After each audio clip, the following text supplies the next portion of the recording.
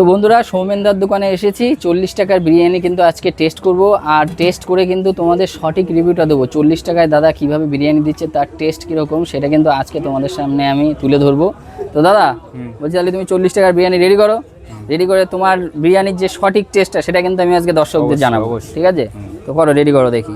তোমাদেরকে আমি এখন দেখাচ্ছি 40 টাকার বিরিয়ানি যে রেডি হচ্ছে সেটাকে তোমাদের সাথে আমি শেয়ার করছি করবো। তো এই দেখো এই প্লেটে কিন্তু চলে যাচ্ছে, দেখো এক পিস আলু চলে গেল, আর এইখানে কিন্তু চলে যাচ্ছে দেখো এক পিস চিকেন, যেইটার ওজন থাকছে কিন্তু 40 থেকে 50 গ্রাম, আর চলে যাচ্ছে বাসমতি রাইস। আর এইটা কিন্তু একদম ঘরোয়া পদ্ধতিতেই দাদার মানে দাদা রান্না করেনি, বৌদি রান্না করেছে। ওই যে পিছনে বৌদি বসে রয়েছে, তোমাদেরকে আমি দেখাতে পাচ্ছি, বৌদি কিন্তু রান্না করেছে। আর এই দেখো এতটা কোয়ান্টিটিতে কিন্তু রাইস দেয় দাদা।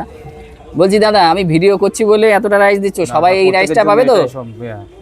সবাই এটাই পাবে তো? ভিডিও করছি বলে আমার বেশি দিচ্ছ এরকম কোনো ব্যাপার নেই তো? ঠিক আছে চলো।